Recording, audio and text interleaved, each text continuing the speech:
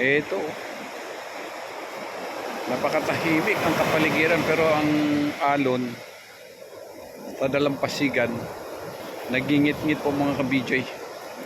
Ganito talaga ito. Lalo na siguro pagka may typhoon na, no?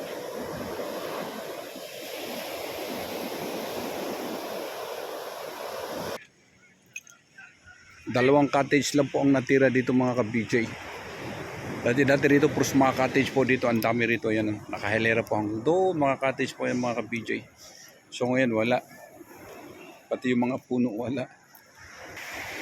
Ganon katindi, ganon po kabagsik nung nakaraang typhoon po mga ka-BJ. So ayun po mga ka-BJ, umakyat po tayo konti sa taas sa highway.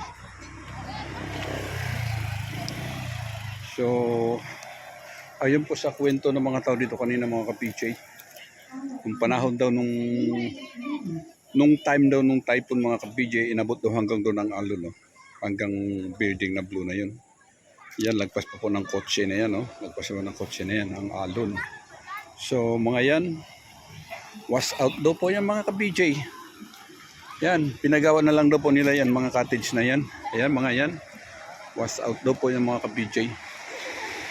So ganun po ang tindi.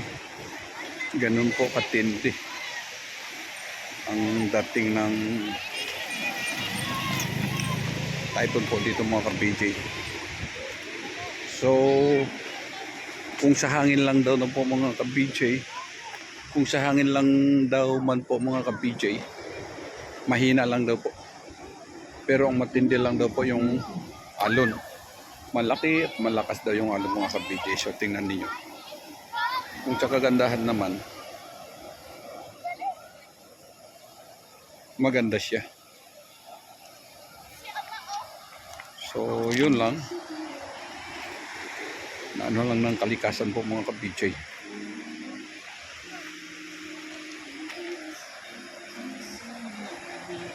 Tahimik dito. Tahimik ang kapaligiran mga ka-BJ.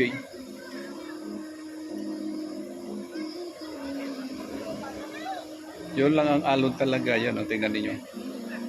Kahit walang kahangin-hangin po mga ka-BJ, gano'n na po kalaki ng alon. Lalo na siguro nung time nung typhoon. Signal number 5 po dito mga ka-BJ, Aurora.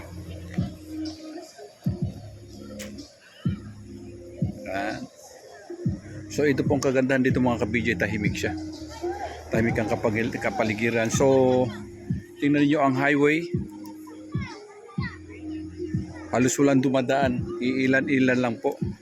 Bibilang mo po sa daliri po mga ka-BJ. Dahil ang tagos po nito, ang highway nito papuntang Dingalan, Aurora. So ewan ko lang kung nakarating na po doon sa Dingalan, Aurora itong highway na po ito mga ka-BJ. Pero yung highway nito papuntang Baler po yan. So kaya't wala pa po gano'n dumadaan mga sasakyan dito.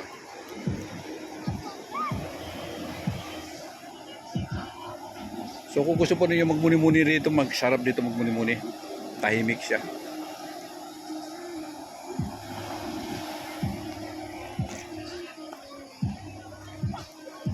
Sarap libutan dito. Hindi po gaano karami ng mga tao rito na pupunta. Sa ngayon ha.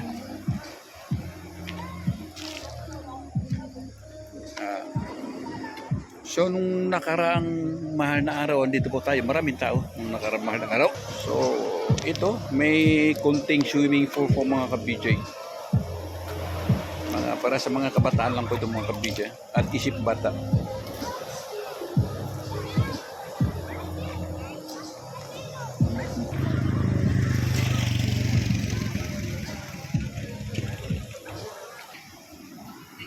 So hali po kayo mga ka-BJ. So hali po kayo mga ka-BJ at ilakad-lakad po natin dito. Pasyal lang po natin dito mga ka-BJ.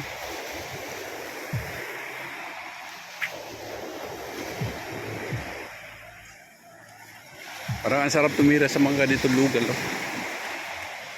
Gusto mo na tahimik na kapaligiran. Sarap po tumira dito mga ka-BJ.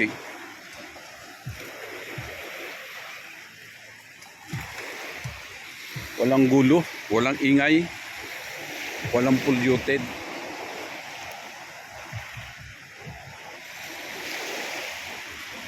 Ay siguro inaabot din ngayon, no? Grabe.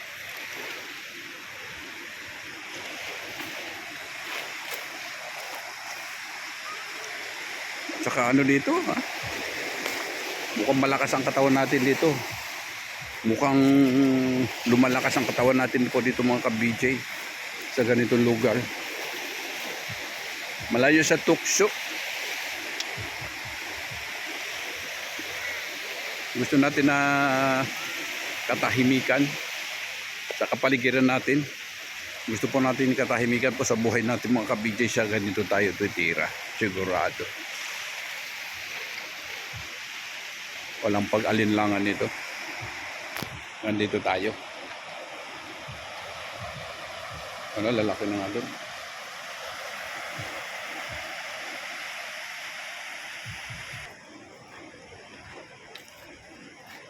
Nakakapanibago talaga mga ka-BJ pag bigla tayo nakakapanibago talaga mga ka-BJ, no? Galing tayo sa medyo magulo, sa maingay na lugar, doon sa Metro Manila. So pagdating natin dito sa mga ganitong lugar, yun, sarap pakiramdam. Ang sarap-sarap ng pakiramdam po mga ka-BJ.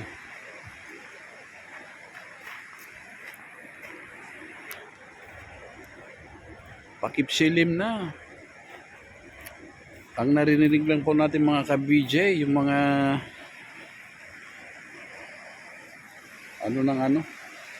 ng alon.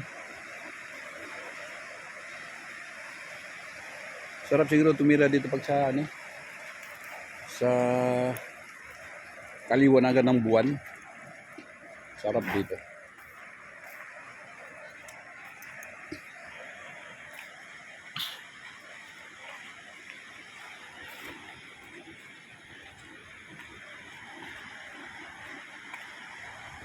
Lalaki ng alon, no?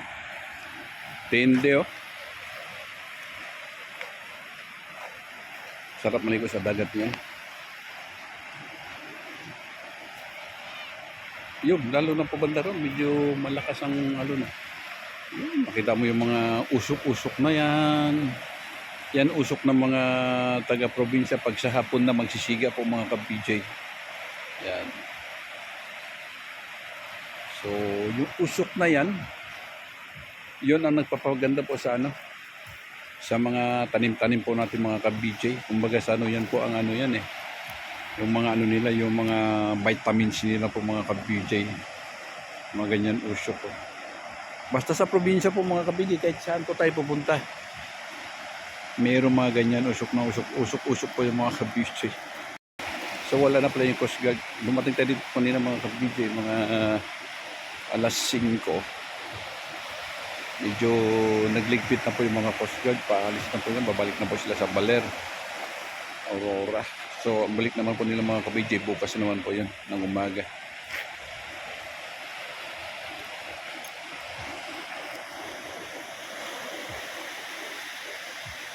Sarap dito.